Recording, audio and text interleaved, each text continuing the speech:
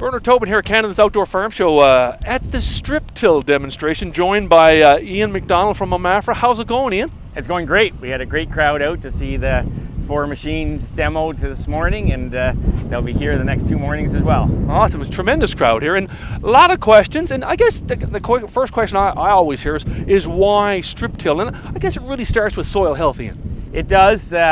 You know, we have had guys do no-till in the past, and they've struggled with it, and it is a system that takes a great deal. And they're asking questions about their conventional systems in terms of compaction and all the other things that we've been dealing with as equipment gets bigger and bigger. And strip-till seems to be able to capture the benefits of both the no-till and the conventional system and do away with some of the negatives of each. So it's not a compromise in terms of a hybrid, it's almost like a double win. Yeah. And so we're really pleased with the interest and the people that are already in that space and carrying on doing more neat things. You're seeing a lot fewer trips over the field, faster and later planting, a lot of things going on here, Ian. So, you know, again, strip-till equipment is a single piece of a greater system, and you have to pull the system together.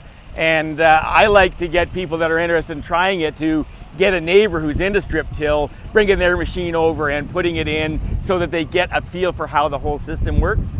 And what's neat about it is that you can build it because there's other people engaged in it. You say overall, you know, you've got a bigger return and a smaller footprint. Let's talk about yield and cost. So from a cost perspective, the big difference is how many pieces of equipment and how many tractors you have to have around the farm to get the crop in the ground, right? And by combining a single pass of tillage with your fertilizer incorporation, what you're getting is reduced passes, better placement of fertilizer, so you get better response to that fertilizer. You're taking weight off the planter because you're moving fertilizer onto the strip tiller, so you can speed up that process and lighten it up as well.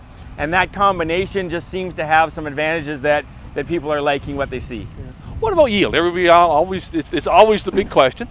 So there's been all kinds of work done where they've compared conventional to strip-till to no-till throughout, you know, the U.S. and Canadian academic institutions and organizations. You know, it depends on the year. Some win and some lose, but they're never that far away. And strip-till is never a big loser. It's awfully darn close, if not better, with time as you incorporate the whole system, including cover crops and this type of thing. And so as a function of that, I think your costs are lower and your net return, I think, is better. A couple of quick questions. People often talk about obviously doing those berms, those strips in the fall versus the spring. What have you learned about the two different times? Again, a lot of it comes down to personal choice, how they want to manage those operations. There's sort of 3 ways of doing it. Some guys do fall only and make a great big berm and let the freeze thaw and the weathering over winter take that down to something they can plant right into. Others are, especially with lighter soils, are dedicated spring strip tillers. So they just one pass and they follow the planter even within 6 hours type of thing after that. And there are others that use a bit of a hybrid, and they put a shank down in the fall and then they come back with a coulter adjustment just to build them up again a little bit to fluff them up before they plant. Yeah. Now we've seen 5, 6 different machines here today. Technology's changing all the time. What caught your eye today? One of the reasons that, what I like is the fact that we're not working all of the ground. And so we're working the ground to still get all the advantages of tillage in terms of warming up and drying out the soil to make that beautiful seed bed to plant into.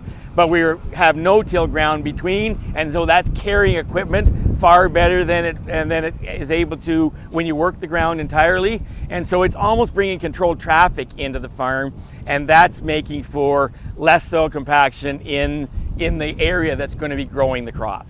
Final question for you, Ian. You know, where are we going with this? I mean, we've been talking about strip-till, 10, 20 years now. Where might we be in 10 years from now?